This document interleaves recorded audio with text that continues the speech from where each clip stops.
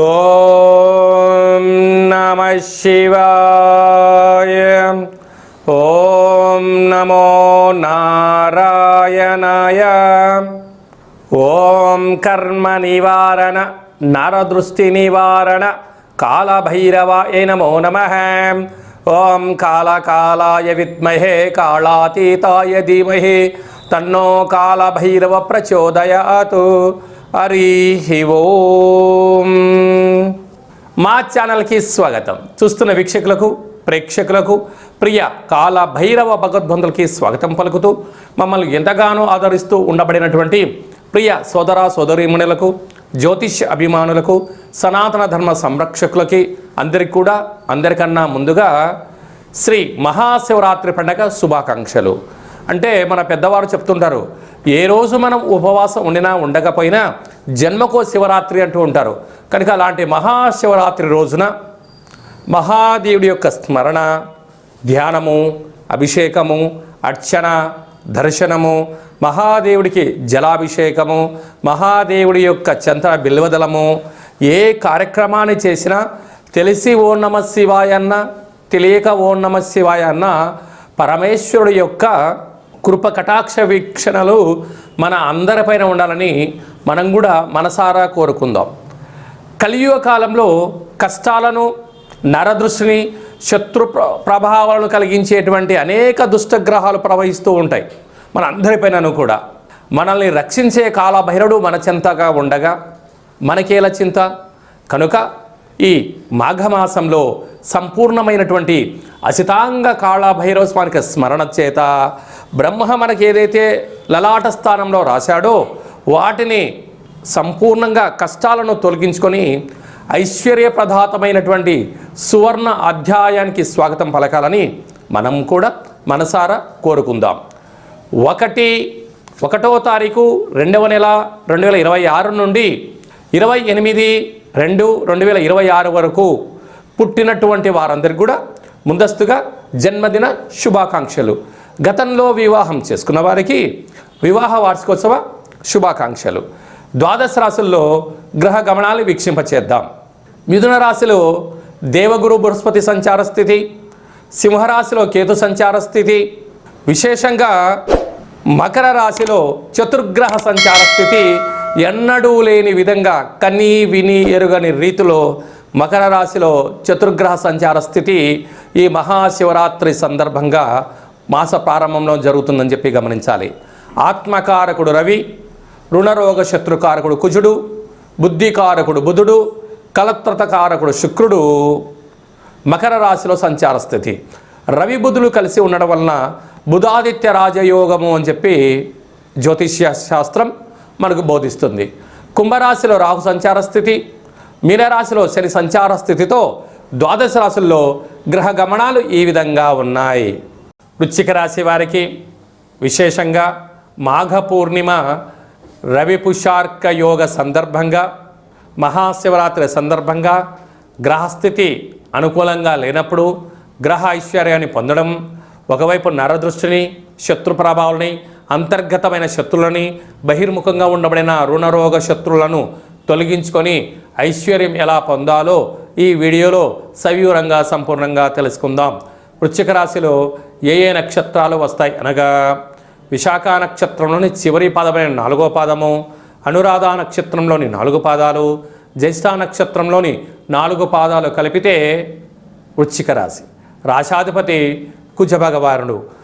గత అనేక సంవత్సరాలుగా లేనటువంటి కలయిక తృతీయ స్థానంలో మకర రాశిలో ఆత్మకారకుడు రవి, రాశాధిపతి కుజుడు, రుణరోగ శత్రుకారకుడు, బుద్ధికారకుడు బుధుడు, ఒకవైపు బుధాదిత్య యోగం ఉండినను కలత్రతకారకుడు శుక్రుడు కూడా అక్కడే సంచారం చేయడం వలన తల్లిదండ్రుల మాట శిరోధార్యము, అన్నదమ్ములతో చాలా సఖ్యత అవసరము, వీలైనంత వరకు గురువులతో ఆధ్యాత్మిక చింతనగా సత్ప్రవర్తనగా ఉండి తీరాలి.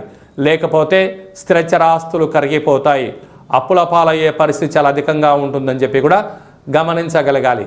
అదే కాకుండా అర్ధాష్టమ రాహు శత్రువుల చేత మీరు ఇబ్బంది పడడం, ఏమి తేడా వచ్చినా ఆస్తులు అమ్ముకునే పరిస్థితి అధికంగా ఉంటుంది. ఎందుకనగా దీనివల్ల నిద్రలేని రాత్రులు గడుపుతారు. దీర్ఘకాలికమైన అనారోగ్యము, శత్రు ప్రమాదాలు, యంత్ర ఆయుధాలతో ఇబ్బందులు పొంచి ఉన్నాయి.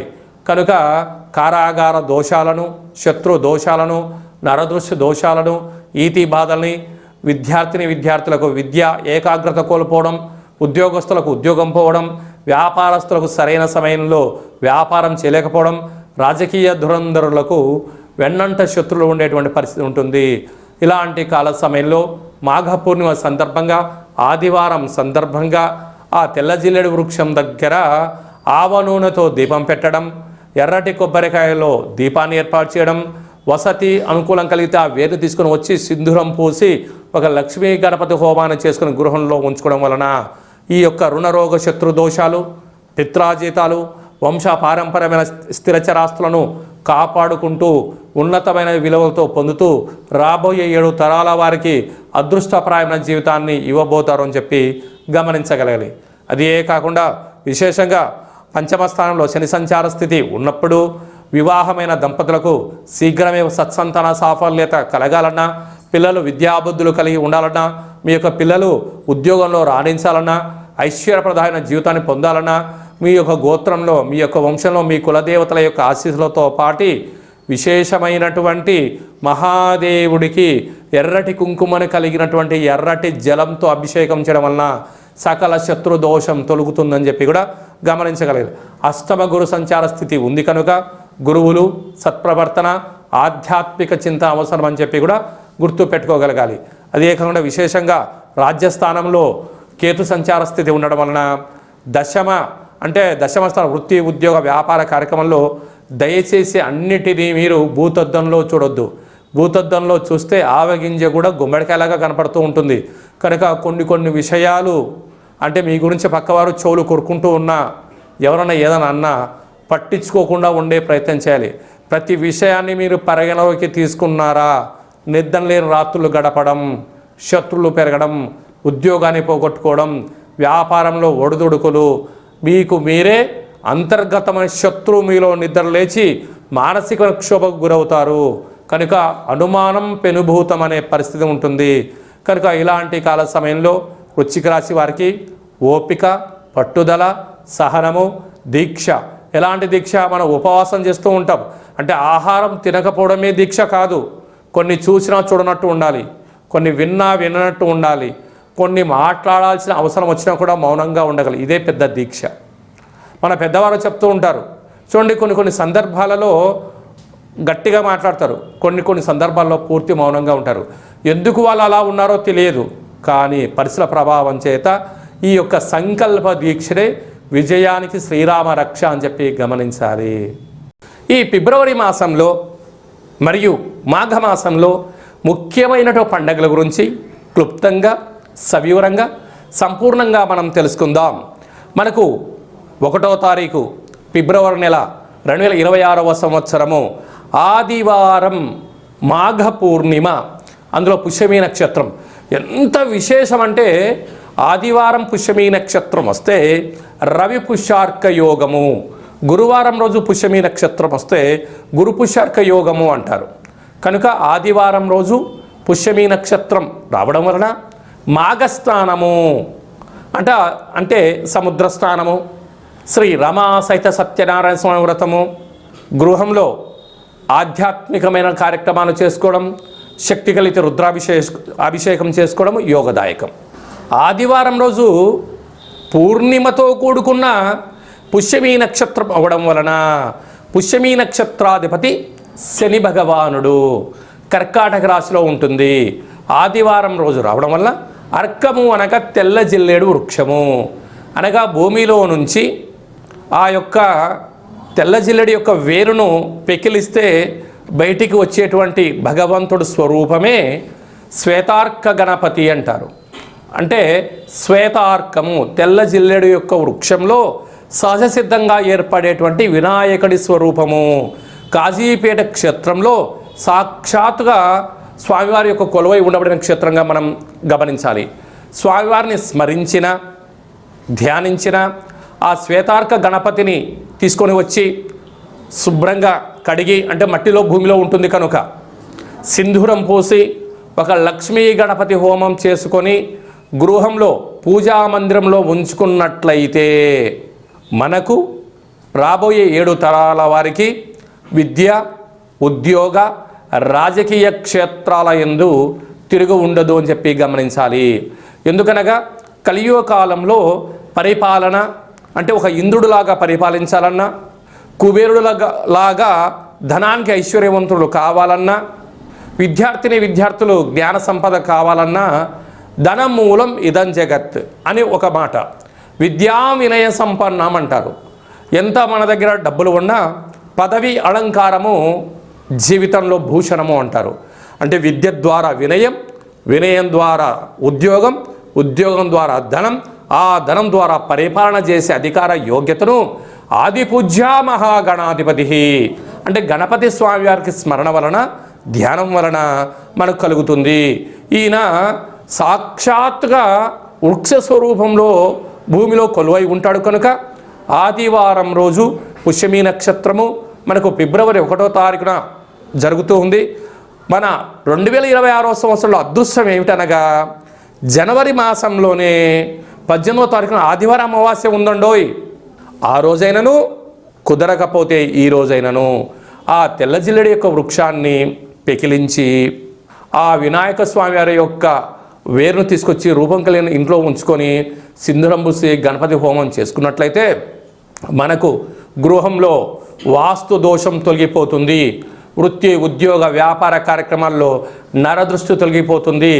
రాజకీయ క్షేత్రంలో ఏకచక్రే మహాభోగి అనేటువంటి రాజ్యాధికారం కలుగుతుంది. మనకు రాబోయే 7 తరాల వరకు ఐశ్వర్యం కలుగుతుందని చెప్పి గమనించాలి. కలియుగ కాలంలో కలియుగ శమంతకమని అని చెప్పి మనం చెప్తూ ఉంటారు పెద్దవారందరూ. అంటే ఆయన ఎక్కడ ఉంటే అక్కడ ఐశ్వర్యమట. అష్ట కష్టాలు పటాపంచలైపోయి అష్ట ఐశ్వర్యాలు మన గృహానికి ఎత్తుకులాడుకుంటూ వస్తాయంట. కనుక మనం అందరము కూడా శ్వేతార్క గణపతి మూల మహాగణపతి స్వామివారిని తెచ్చుకుందాం, గృహంలో ఉంచుకుందాం, ఐశ్వర్యాన్ని పొందుదాం.